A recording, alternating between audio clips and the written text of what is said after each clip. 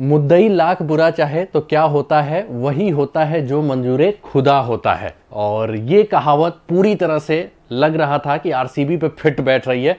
शुरुआत इनकी बड़ी गड़बड़ हुई, 8 मुकाबलों में 7 मैचेज हार के लग रहा था कि अब बाहर जाने वाले हैं। लेकिन भाई ईश्वर को कुछ और मंजूर था, इनके प्लेयर्स को कुछ और मंजूर था।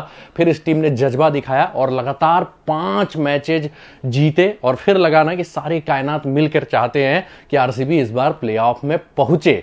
लेकिन भाई उसके बाद फिर लगा कि अब ईश्वर इनके पक्ष में नहीं है। भाई इनको 2 बड़े झटके एकाएक लग गए। एक तो कुछ प्लेयर्स बाहर हो गए और साथ ही साथ अब इनके प्लेऑफ में पहुंचने में ना ईश्वरी कृपा की भी जरूरत है। कौन सी कृपा की जरूरत है वो भी हम देखेंगे और ये भी देखने की कोशिश करेंगे कि कृपा बरसेगी कि नहीं, तो सब कुछ हम देखेंगे। साथ ही साथ हम इस वीडियो में ये भी कवर करने वाले हैं कि आरसीबी के प्लेऑफ में पहुंचने के क्या चांसेज हैं, इनके प्लेइंग 11 में क्या बदलाव होंगे अगले मैच में और क्या स्थितियां हैं और क्या इनके साथ गड़बड़ होने वाली है। नमस्कार, मैं हूं आपका फेवरेट सिद्धांत त्रिपाठी और हम इस वीडियो में बेसिकली आरसीबी के आगे के जो मामले बचे हुए ना उसकी बात करेंगे कि प्लेऑफ के चांसेस क्या हैं, बाकी प्लेइंग 11 वो सब जो अभी हमने डिस्कस किया। तो स्टार्ट करते हैं। तो सबसे पहले देखते हैं इनका कैसा परफॉर्मेंस रहा। शुरुआत के 7 मैचेज हार गए 8 में से और लग रहा था बाहर हैं, ठीक है। तो फिर उसके बाद 5 मैचेज जीत के अब ये प्लेऑफ के दौड़ में बने हुए। तो आइए देखते हैं कि प्लेऑफ में पहुंचने के लिए इनको करना क्या होगा। तो अगर ये आप देख रहे होंगे तो टॉप के 7 टीमों के ये वो हैं, क्योंकि जो बचे 3 एलिमिनेट हो गए हैं उनको मैंने यहां पे नहीं रखा हुआ है, ठीक है। तो अब प्लेऑफ में किसके किसके पहुंचने के चांसेस हैं एक तरीके से मैं आपको बता दूं तो इसमें आप लखनऊ का इतना नीचे मतलब नेट रन रेट चल रहा है ना कि ये 7 मुकाबले जीत के भी ना अभी अगर देखेंगे लॉजिकली पॉसिबल है, मैथमेटिकली पॉसिबल है, लेकिन रियलिटी में एलएसजी भी बाहर हो चुकी है। तो कुल मिला के मुकाबला इन 6 टीमों में है जिसमें ये 2 ऑटोमेटिक क्यू हो चुके हैं, मतलब इनके नाम के आगे क्यू लग चुका है। तो 2 टीमें क्वालिफाई हो चुकी हैं।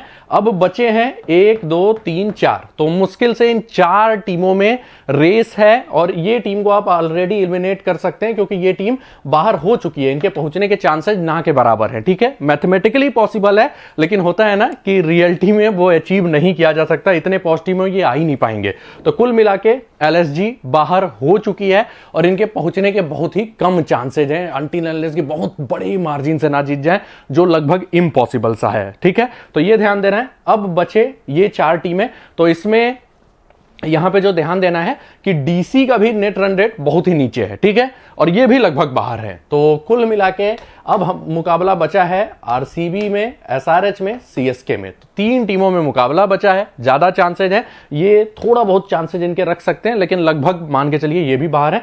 तो 3 टीमों के बीच मुकाबला है और बेसिकली अब हम उन 3 टीमों पे फोकस करेंगे, ठीक है। तो उन 3 टीमों पे हम फोकस करने वाले हैं। तो हमें मतलब है किससे, आरसीबी से इस वीडियो में। तो पहले देखिए, सीएसके अगर जीत जाता है ना तो इसको क्वालिफाई होने से किसी का माई का लाल कोई नहीं रोक सकता। तो सीएसके अगर जीतेगी तो क्वालिफाई हो जाती है, ठीक है। एसआरएच की बात करें तो एसआरएच इवन दोनों मैचेज हारने के बाद भी पहुंच सकती है। वो मैटर करेगा कि कैसा रन रेट होता है। तो अभी हम इनकी बात नहीं करते हैं, अब बात हमें करनी है आरसीबी की। तो आरसीबी के लिए पहली बात यह ध्यान दीजिए कि इनका 6 जीत है और 12 पॉइंट ही है, ठीक है। तो कुल मिला के अगर आप देख रहे होंगे ऊपर के जो 4 टीमें हैं ना उनके पास ऑलरेडी 14 पॉइंट है। 4 क्या 5 टीमों के पास 14 पॉइंट है। तो मतलब जब तक ये 14 पॉइंट करेंगे नहीं, पहुंच नहीं सकते। तो अगर ये हार जाते हैं तो नहीं पहुंचेंगे। सिंपल सा क्राइटेरिया है कि हारने पे नहीं पहुंचना, ये ध्यान दीजिएगा। और इवन ड्रॉ भी हो जाता है मुकाबला तब भी नहीं पहुंचेंगे क्योंकि 14 पॉइंट इनको चाहिए, ठीक। अब बात आती है कि कुल मिला के इनको जीतना ही जीतना है और मैच किसका किसका इनसे बचा हुआ है। एक मैच बचा हुआ है, वो है सीएसके का और आरसीबी का। तो सीएसके जीत जाती है तो ऑटोमेटिक पहुंच जाती है और आरसीबी अगर जीतती है सीएसके से तो अब मामला आएगा नेट रन रेट पे।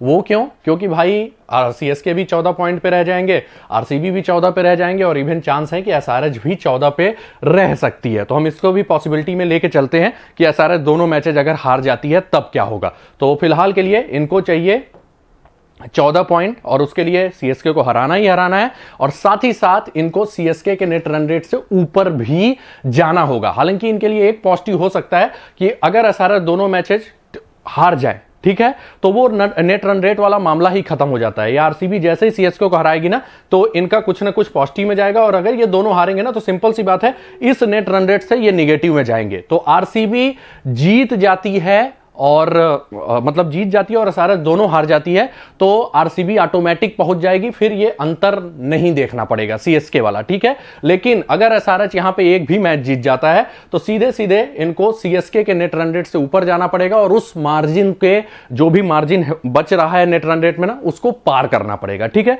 तो मामला यहां पे समझिएगा, अगर एसआरएच दोनों हार जाती है, आरसीबी जीत जाती है तो डायरेक्ट क्वालिफिकेशन, अगर एसआरएच एक भी जीत गई तो फिर आरसीबी को सीएसके को हराना भी होगा, साथ ही साथ उनके नेट रन रेट से ऊपर भी जाना होगा। तो कुल मिला के इनके दो ही सिनेरियो हैं, अगर हार जाते हैं तो बाहर, अगर एसआरएच दोनों हार जाती है तो, अगर ये जीत जाते हैं और एसआरएच दोनों हार जाती है तो ये डायरेक्ट अंदर, और अगर एसआरएच एक भी जीत जाती है तो फिर सीएसके को इनको थोड़ा रन मार्जिन से हराना पड़ेगा, और वो मार्जिन क्या होगा वो तो उसी दिन पता चलेगा। लेकिन अगर हम एग्जांपल में 200 रन का देखें, 200 रन पे जो कैलकुलेट किया गया है कि मान लीजिए आरसीबी पहले बैटिंग कर रही है और 200 रन बना रही है, तो आरसीबी को 18 रनों से या उससे ज्यादा से जीतना होगा, तभी वो सीएसके के मार्जिन को मतलब नेट रन रेट का जो है मार्जिन है उसको क्रॉस कर पाएंगे। सीएसके का कुछ घटेगा, आरसीबी का कुछ बढ़ेगा, और 18 रन से ऊपर अगर 200 रन बनाते हैं तो फिर आरसीबी क्वालिफाई कर जाएगी। और आरसीबी अगर सेकंड बैटिंग करती है, ठीक है, तो फिर क्या करना पड़ेगा, तब इनको यह करना पड़ेगा कि भाई 18.1 ओवर में टारगेट को चेज करना पड़ेगा। मतलब कुछ बड़े अंतर से, बहुत बड़े नहीं लेकिन थोड़े बहुत बड़े अंतर से इनको हराना है। ये 200 अगर स्कोर होता है तब का, और सीएसके पहले बैटिंग करके 200 बनाती है तब का ये है।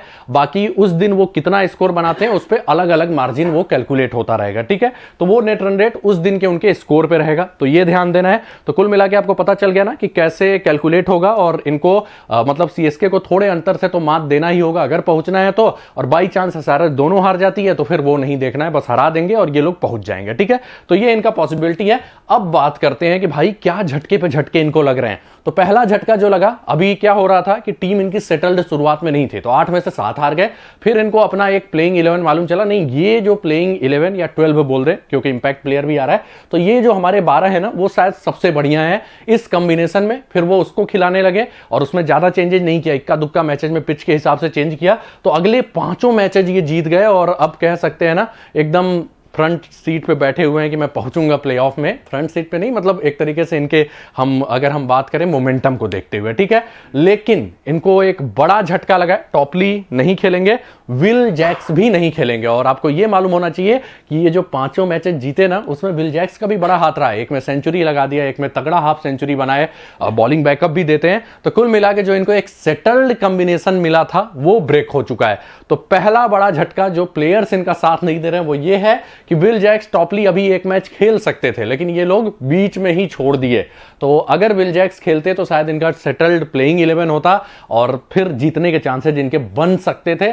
लेकिन अब विल जैक्स के जगह इनको एक आउट ऑफ फॉर्म खिलाड़ी को प्लेइंग 11 में लाना होगा, वो है ग्लेन मैक्सवेल। फॉर्म खराब है लेकिन वो किसी भी दिन, आपको ही मालूम है कि विल जैक्स उनके सामने कुछ नहीं है। अगर वो मैच विनिंग परफॉर्मेंस कर दिए ना तो विल जैक्स उनके सामने कुछ नहीं है, बस वो फॉर्म में आ जाए। लेकिन फिलहाल फॉर्म गड़बड़ है, उनसे टाइमिंग नहीं हो रहा है और आप कभी सोच नहीं सकते कि मैक्सवेल का 5-6 का एवरेज एक आईपीएल सीजन में हो सकता है, लेकिन वो इस सीजन में है। तो अब एक आउट ऑफ फॉर्म खिलाड़ी को खिलाना होगा उनके।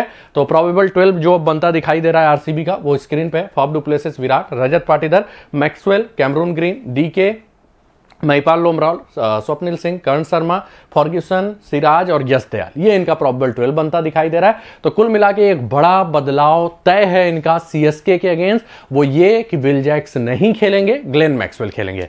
अब बात करते हैं ईश्वरी कृपा की क्यों जरूरत है इनको, और वो कृपा बरसेगी कि नहीं। लेकिन अगर वो बरस गए ना तो दिक्कत हो सकती है। तो कृपा बनी रहने चाहिए लेकिन वो बरसने नहीं चाहिए। मतलब कि जो इनको कृपा चाहिए वो इंद्रदेव से चाहिए, क्योंकि अगले कुछ दिनों में भारी बारिश के अनुमान हैं। कहां पे? बेंगलुरु में, और लगातार बारिश हो भी रही है। आज के दिन भी बारिश हो रहा है। और अगर आप एक देख रहे हैं, थर्सडे को थोड़ा पार्टली क्लाउडी है, फ्राइडे को फिर भारी बारिश, सैटरडे को भी भारी बारिश, और 70% चांसेज हैं सैटरडे को बारिश होने की। और लगातार बारिश हो रही होगी तो पिच भी सही से नहीं रहा होगा, और फिर अगर उस दिन भी बारिश हो गया तो दिक्कत इनके लिए हो जाएगा। तो कुल मिला के अगर बारिश हो गई तो मैंने आपको बताया ना कि अगर टाई भी हो जाता है, क्योंकि ऑलरेडी टीमें 14 पॉइंट पे हैं, ये 12 पे ही हैं, तो टाई भी हो जाता है तो ये नहीं पहुंचेंगे।